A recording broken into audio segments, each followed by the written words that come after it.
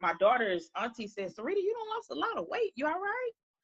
I said, yeah, I've been, having little issues, whatever. I don't know what's wrong. She said, you don't need to lose no more weight. And I was like, because like the pants I had on, even with a belt, while I was trying to skate, they're literally like falling off. And so I thought the belt would hold them. A little after that, probably after my birthday, that's when my mom was like, she was crying. She said, you done lost so much weight. She said, something wrong. She said, I don't know what it is, but it's bad. She was like, please don't lose no more weight. I was like, Mama, I'm not doing it on purpose. She was like, Oh. are you not eating, or what is going on? Because I kept a lot of my medical stuff to myself because Yeah. I didn't want nobody to worry. I'm not that type of person that be looking for sympathy or nothing like that. And I knew she would worry, But so you were dropping. I mean, did the doctors ever say like how much weight you were actually dropping? Like just I didn't know how much I had actually lost until I was probably maybe 40 pounds in. That's my clothes was like falling off, and I was like, man, I wonder how much weight I done lost. So I work in the ER. I go get on the scale. Like, man, I done lost 40 pounds. It started in May. So okay. from May to September of 2014, I went from 210 to 135. So just And no hair. not a long time.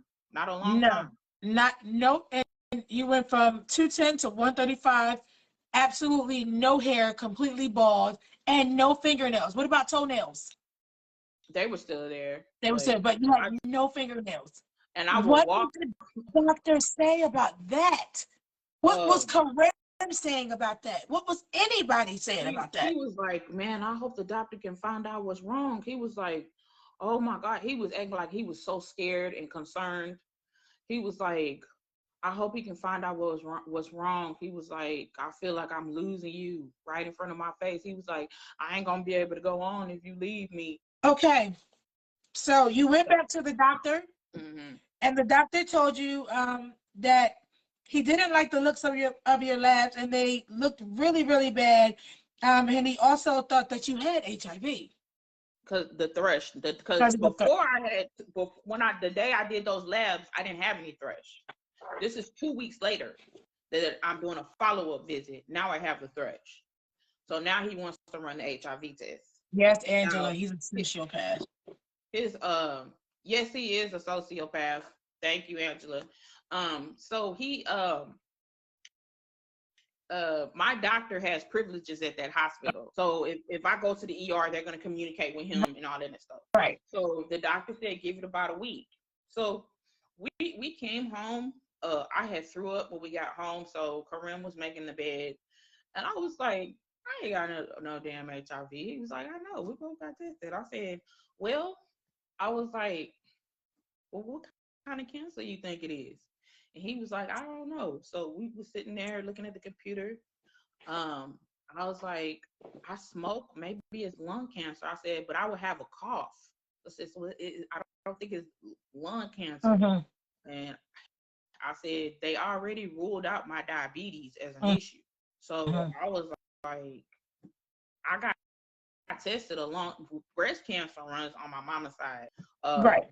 Back in 2006, I had cervical cancer.